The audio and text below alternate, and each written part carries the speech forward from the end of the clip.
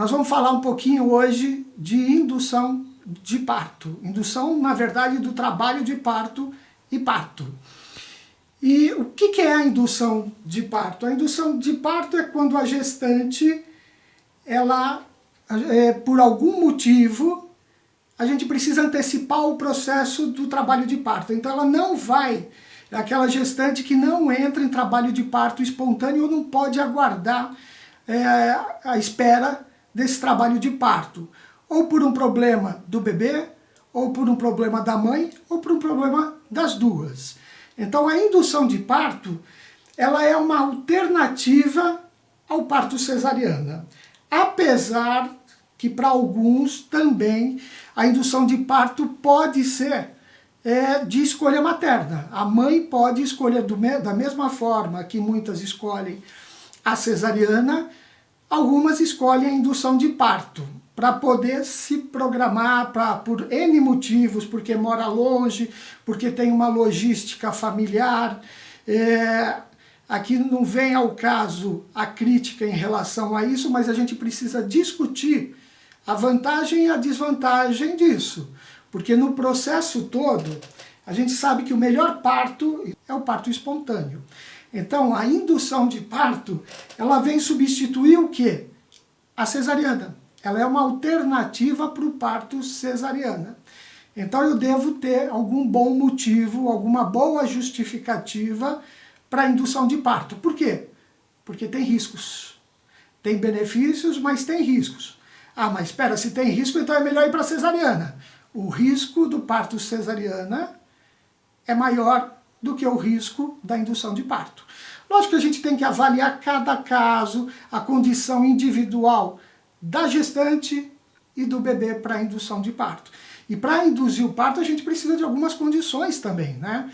Não basta falar eu vou induzir, eu tenho alguns critérios para induzir o parto. Por exemplo, eu tenho que ter uma proporcionalidade do bebê e da mãe. Eu não posso ter, eu devo evitar um nenê de 4,5 kg, eu vou induzir o parto, aí eu posso começar a complicar. Dependendo do tamanho da mãe, evidentemente. Tá? Do tamanho da mãe que eu digo em relação à altura e peso, índice de massa corpórea que a gente quer dizer. Então eu tenho que ter um critério também do quê? Da posição do bebê, o bebê está de cabeça para baixo, ele está em boas condições em relação à vitalidade fetal, ou seja, sempre que a gente pensar em fazer uma indução de parto, a gente tem que avaliar se o neném está bem para ele passar por esse estresse de um parto induzido. Então a gente tem uma ultrassonografia para ser feita, a gente tem uma cardiotocografia anteparto para ser feita e para nos dar tranquilidade, ou não, até em relação ao ultrassom. Às vezes o próprio ultrassom pode ser a indicação da indução. De repente eu tenho lá um líquido muito diminuído, um líquido amniótico muito diminuído, e essa pode ser a condição que está me fazendo eu antecipar o parto. Mas eu faço uma cardiotocografia e vejo que esse bebê está bem, que ele está em condições de ir bem durante o trabalho de parto. E é aquela condição que eu tenho que acompanhar o trabalho de parto, porque qualquer problema que tiver, isso independente de um parto induzido ou de um parto espontâneo, a gente sempre tem que estar ao lado da parturiente e acompanhar e ver se está tudo bem. É aquela situação que a gente tem que estar tranquilo na progressão do trabalho de parto, na evolução do trabalho de parto. Então a gente tem vários métodos de indução de parto. Nós temos, eu vou falar só dos mais utilizados, que a gente usa principalmente na maternidade e no consultório. Tem algumas condições que a gente pode usar alguns no consultório e tem aqueles que não podem ser usados no consultório, só podem ser utilizados a nível do hospital. Tá? Mas só lembrando que indução de parto já se fala há mais de 500 anos. Só para vocês terem ideia, há mais de 500 anos se usava óleo de rícino para entrar em trabalho de parto, olha só. Por quê? O óleo de rícino ele causa o quê? Uma diarreia. Então libera o intestino, tem uma desidratação pela evacuação excessiva. Com isso, o que acontece? a ocitocina, ela é liberada na mesma região no cérebro que, que o hormônio antidiurético. Então, quando você desidrata, o teu organismo produz o hormônio antidiurético.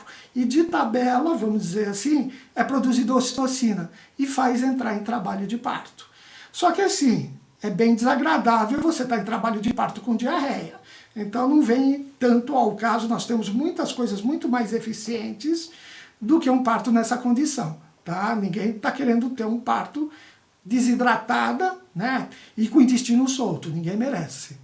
Acho que fica... Porque o que acontece? São fezes que você não tem controle. Então fica bem desagradável. Não vou aconselhar ninguém a usar óleo de rícino, por favor, tá? Mas é só um dado histórico. Hoje, a nível de hospital, a gente usa principalmente prostaglandina. Prostaglandina é um hormônio que tem ele sintético e tem ele natural. O sintético é o misoprostol, hoje é um dos mais utilizados, e tem a prostaglandina E2. Essa prostaglandina E2, no Brasil tem, e ele é um pessário, que ele é tudo isso pode ser colocado intravaginal, tanto o misoprostol como esse pessário de prostaglandina.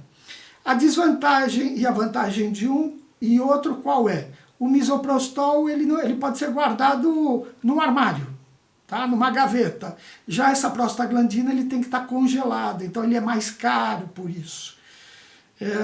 A vantagem em relação um e a outro, o misoprostol, o ruim é que você tem que ficar colocando a cada 6 horas um comprimido. Já esse outro, você coloca o pessário, vamos chamar assim, é que nem um OB, tá? A gente coloca esse pessário e ele fica 24 horas lá, dentro da vagina, através de um toque.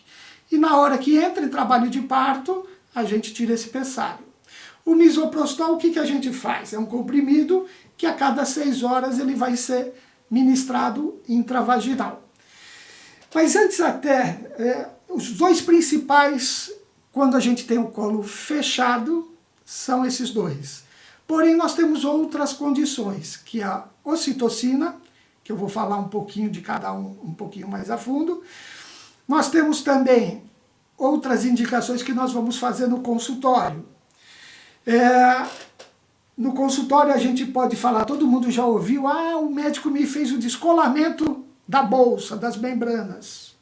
Nós vamos falar um pouquinho dele, que também é um outro método. Um outro método que pode ser utilizado, que não é tão eficiente quanto esses, é o estímulo mamário.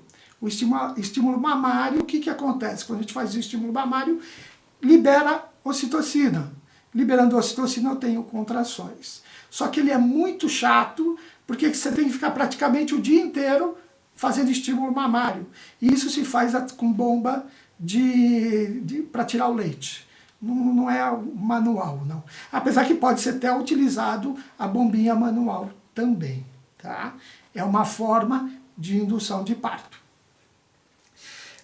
E uma outra condição também que a gente... A bombinha... o estímulo mamário é interessante para quem? Para quem tem cesariana anterior. Porque quem tem cesariana anterior tem um grande problema. Não pode usar prostaglandina, nem o misoprostol, nem essa prostaglandina E2.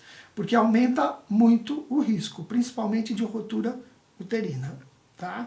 Então a gente não usa prostaglandina, tanto o misoprostol como a prostaglandina E2. A gente pode usar quem tem cesariana o quê? O balão. Muita gente já ouviu falar no balão, que é que nem uma sonda. Aquela sonda que a gente coloca na bexiga, ela tem um balãozinho para segurar. Então a gente, através do colo do útero, a gente coloca esse balão, e esse balão faz o quê? Ele descola essas membranas. Da mesma forma que eu faço o descolamento, que eu já vou explicar, ele faz uma inflamação ali naquela região. Como tem uma inflamação por um descolamento dessas membranas, a gente tem liberação de prostaglandina. Prostaglandina faz ter contração. Tá? Só para vocês terem uma ideia. Esses são os principais métodos de indução de parto. Mas a gente também precisa falar um pouquinho da condição. Por que a gente usa um método ou outro método? A gente depende de uma avaliação do quê? Da idade gestacional e também das condições do colo do útero na hora da indução do parto. Uma situação é eu fazer a indução de parto numa gestante que tem o colo fechado e grosso. Outra coisa é eu fazer uma indução numa mulher que já tem dilatação e um colo trabalhado. Por exemplo, uma mulher com 3 centímetros de dilatação. Uma coisa é eu fazer uma indução numa gestante que tem um neném com restrição de crescimento fetal, que tem um líquido diminuído, que ele tem uma reserva menor. Então tem medicamentos mais interessantes que outros. Por quê?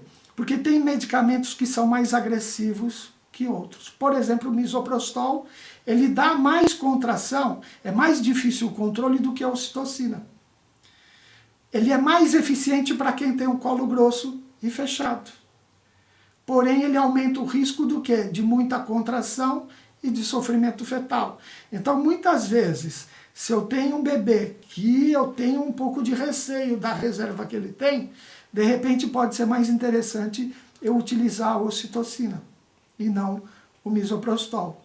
Se eu tenho um colo que é mais dilatado, que é mais fácil a indução de parto, vamos dizer assim, é mais interessante eu usar a ocitocina. Por quê?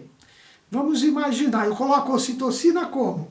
Eu pego uma ampola de ocitocina e coloco num soro. Esse soro é para diluir o medicamento e a gente ministra na veia da mãe, tem que pegar a veia. E aí a gente vai colocando aos pouquinhos. Eu brinco que é que nem temperar salada, você vai sentindo o gosto e vai vendo, mais ou menos. Ou seja, se eu tenho muita contração ou se eu tenho pouca contração. Por quê? Não tem contração nenhuma, aí vai começando as contrações. O que eu quero para essa gestante? Eu quero que ela tenha 2 a 3 contrações em 10 minutos. Ou seja, que a cada 4, 5 minutos ela tem uma contração regular de 50 segundos, de 1 minuto, uma contração que seja moderada a forte intensidade. Fica melhor assim, tá? Então, o que a gente faz? A gente vai aumentando aos pouquinhos. Já quando eu uso o comprimido, o que acontece? Ele é absorvido. Ele pode ter mais do que 2, 3 contrações. E isso não é muito interessante. Então, se eu tenho um bebê que ele tem uma reserva menor, eu posso ter mais complicações. Então, a gente prefere, nessa situação, a ocitocina.